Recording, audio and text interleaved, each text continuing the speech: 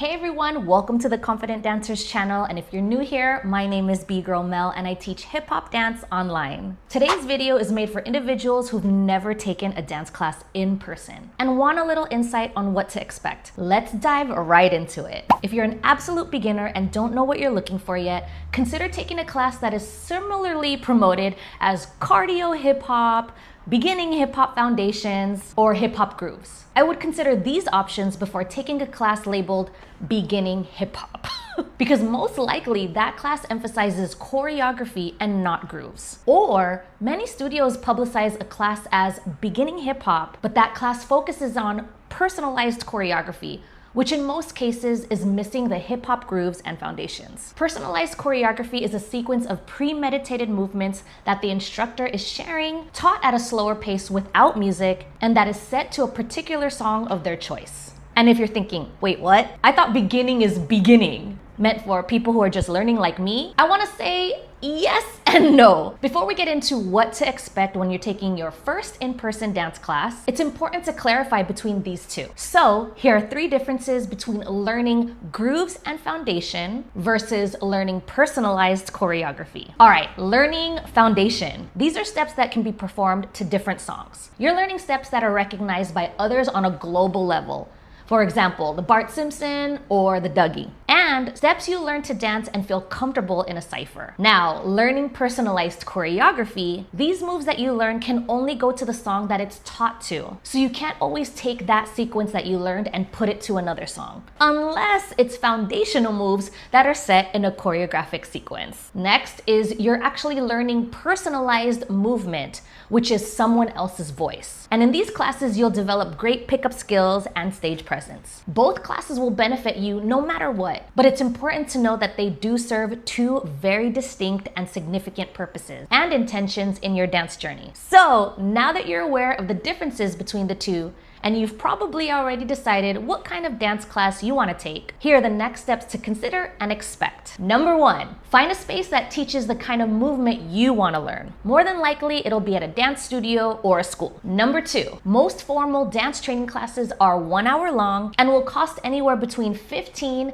to $25 USD for a single drop-in. Some studios will offer you a discount if you get a class card of like 4 lessons or 8 lessons or a monthly unlimited class card. When you do purchase a class card, be aware that most studios expect you to take those classes within a 30-day period. So if you don't use your classes, there are no rollover classes into the next month. And you can either pay for this online, over the phone, or in person at the studio. Number 3, to prepare for class, make sure you're wearing comfortable clothes that you can move freely in and non-marking sneakers. And I think it's important to note this, but because you're sharing space with others, make sure you wear deodorant before class. Number 4, if you sweat hard, bring a small towel or water to stay hydrated. Number 5, I encourage you to leave extra time to get to the studio. Parking can be super unpredictable, and believe it or not, parking issues are one of the main reasons that students and teachers are late for class. You never know if the studio is street parking and in a congested city. And if you're lucky, the studio has a dedicated parking lot with ample parking.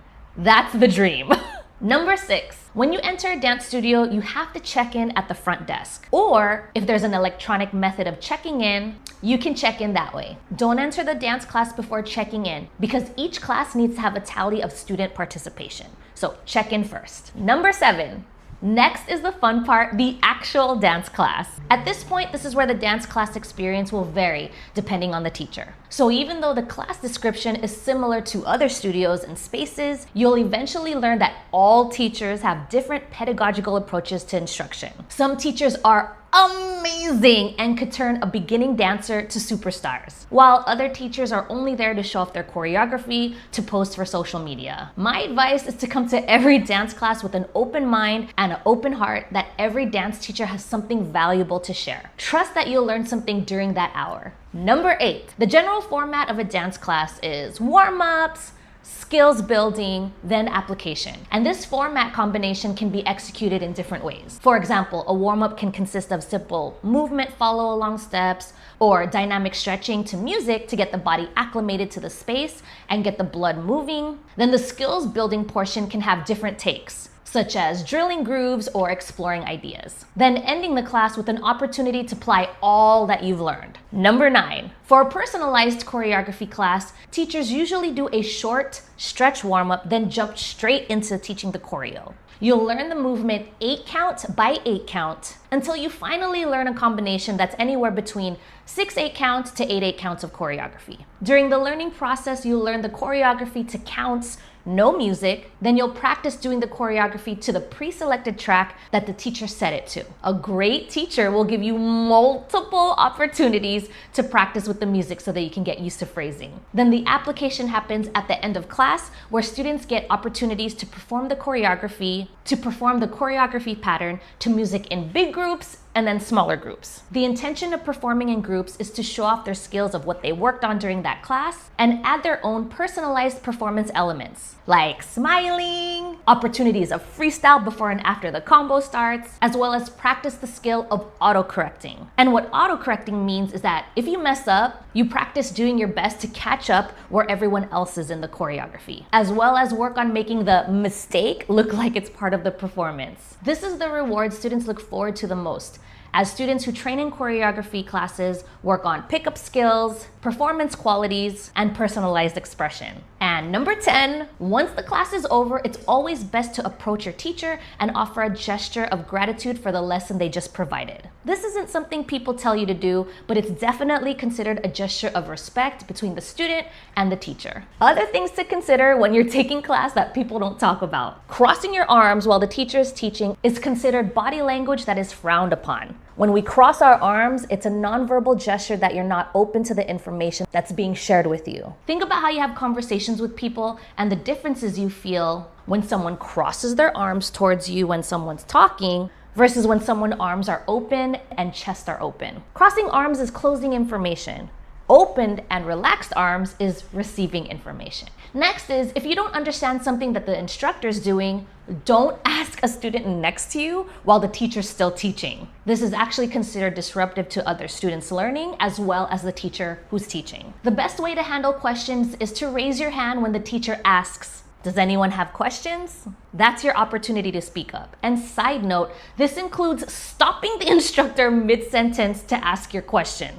Wait for that opportunity to ask questions. Next is turn your cell phone off or put it on silent. This is something I thought was considered common sense, but it's actually not.